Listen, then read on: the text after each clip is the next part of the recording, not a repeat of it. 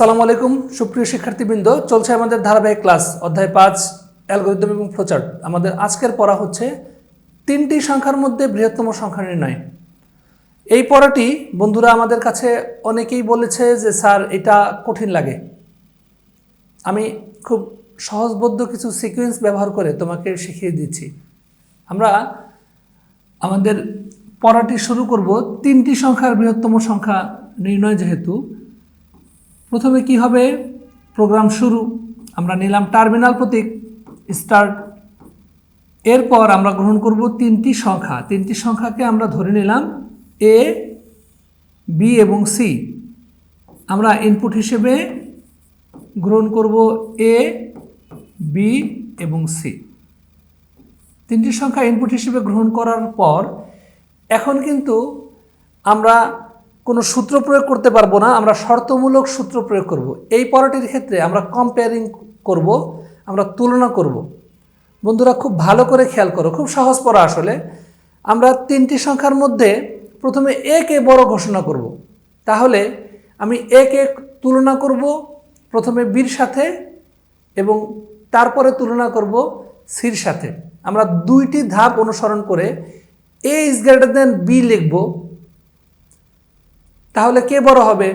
এ বড়। আবার এ কে সির সাথে কম্পেয়ার করে চিহ্ন দিব এ ইজ গ্রেটার দেন চিহ্ন দিব সি। তাহলে আমরা ডান পাশে লিখব হচ্ছে এ বড়। আমি দেখাচ্ছি। আমরা ডায়মন্ড প্রতীকের মধ্যে যে প্রতীকটা গ্রহণ করলাম তার ভেতরে এই সূত্রটি প্রয়োগ করলাম, এ ইজ গ্রেটার দেন বি। বন্ধুরা এইটা যদি ইয়েস হয় তাহলে অবশ্যই এ বড়, ইয়েস অনুসারে। নো হলে বি বড় হবে। আচ্ছা, আমরা আগে এ কে কম্পেয়ার করে এ কে বড় ঘোষণা করার প্রচেষ্টায় যাই। দেন আমরা এ কে সির সাথে কম্পেয়ার করব। আমি প্রথমে এ কে বি এবং সির সাথে কম্পেয়ার করে এক সাইড থেকে জায়গাটাকে সম্পূর্ণ করে নিচ্ছি। তাহলে এটাও যদি ইয়েস হয় তাহলে কি হওয়া উচিত বন্ধুরা? হওয়া উচিত হচ্ছে এ বড়। তাহলে আমরা ইনপুট গ্রহণ হিসেবে আমরা লিখতে পারি প্রিন্ট এ। আমি আশা করি বোঝাতে পারলাম। যদি এ ইজ গ্রেটার দেন বি এই কথাটা নো হয়, অর্থাৎ এ বড় নয় বির চেয়ে, এই কথাটা নো দ্বারা বোঝায় হচ্ছে এইখানে বি বড়। তাহলে বির সাথে এর কম্পেয়ার করলাম। তাহলে নিচে আমি বির সাথে সির কম্পেয়ার করব, B is greater than C. অর্থাৎ আমি বি কে এর থেকে বড় ঘোষণা করছি এবং বি কে সির থেকে বড় ঘোষণা করছি। যদি তাই হয় তাহলে এইটা যদি ইয়েস হয় তাহলে কে বড়? আমরা নিচে লিখতে পারি প্রিন্ট বি। অর্থাৎ আমি বি কে এর চেয়ে এবং বি কে সির চেয়ে বড় ঘোষণা করলাম। বন্ধুরা এ কে বির চেয়ে এবং এ কে সির চেয়ে বড় ঘোষণা করলে এ বড় হয়। তাহলে বি কে এর চেয়ে বড় ঘোষণা করলে এবং বি কে সির চেয়ে বড় ঘোষণা করলে হয়ে যায় হচ্ছে বি বড়। মাঝখানে দেখো B is greater than C, এই কথাটা যদি নো হয়, B is greater than C, B হয় বড় সির চেয়ে, এই কথাটা যদি না ঘোষণা করা হয় তাহলে কে বড়? সি বড়। এইখানে এ ইজ গ্রেটার দেন সি কথাটার মানে কি? এ হয় বড় সির চেয়ে। যদি নো ঘোষণা করা হয়, না ঘোষণা করা হয় তাহলে কে বড়? অবশ্যই মাঝখানের যে সিম্বলটা এখানে কি ছাপাবো? Print C. আমি জাকির স্যার কি করেছি? এক দিক থেকে এ কে বড় ঘোষণা করেছি, এক দিক থেকে বি কে বড় ঘোষণা করেছি, মাঝখান দিয়ে আমি নামিয়ে দিয়েছি হচ্ছে সি বড়। তিনটা বিষয়ই সত্য হতে পারে। আমরা মাঝখানে একটি কানেক্টর ব্যবহার করে প্রোগ্রামটি কানেক্ট করব। আমি ঠিক যে প্রক্রিয়ায় করছি এটাই হচ্ছে একটি প্রক্রিয়া। এরপরে কি ঘোষণা করব? প্রোগ্রামের ভিতরে তো আর কিছু নাই, আমরা ঘোষণা করব হচ্ছে এন্ড। আমি তোমাদেরকে আশা করি শেখাতে পারলাম। বিষয়গুলো একটু ভিডিওটা মনোযোগ দিয়ে দেখলে, তুমি যদি প্র্যাকটিস করে খাতায় লেখো একবার, দুইবার, তিনবার, ডিরেকশনগুলো খেয়াল করবে। কোথায় নো হলে কার সাথে কি তুলনা করলে, কোথায় ইয়েস হলে কি হয় এবং কোথায় নো হলে কোনটা বড় হয়।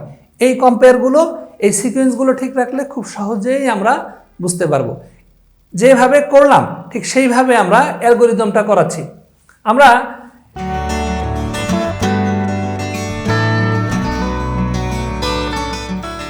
ইতোপূর্বে সবগুলো ইংরেজিতে করেছি। এটা একটু ভাষাগত উপস্থাপন একটু বড় হওয়ার কারণে আমি একটু বাংলায় উপস্থাপন করব। তাহলে আমাদের ধাপ 1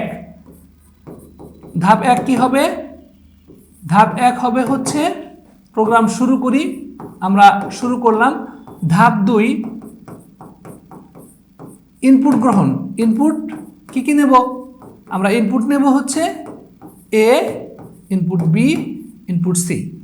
ধাপ 3 এসে আমি সূত্র কম্পেয়ার করব। যদি এ বড় হয় বির চেয়ে এবং সির চেয়ে, একসাথে লিখব যে ধাপ 3 যদি এ বড় হয় বি এবং সি এর চেয়ে। 3 নম্বরে 1 নাম্বার কন্ডিশন দিব, ছাপাও এ বড়।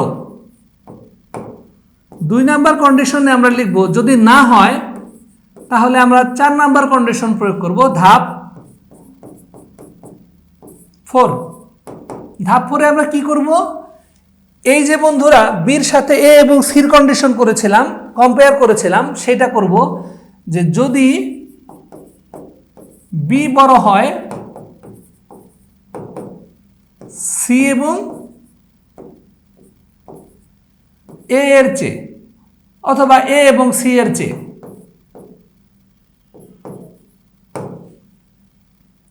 তাহলে কি হবে? ছাপাও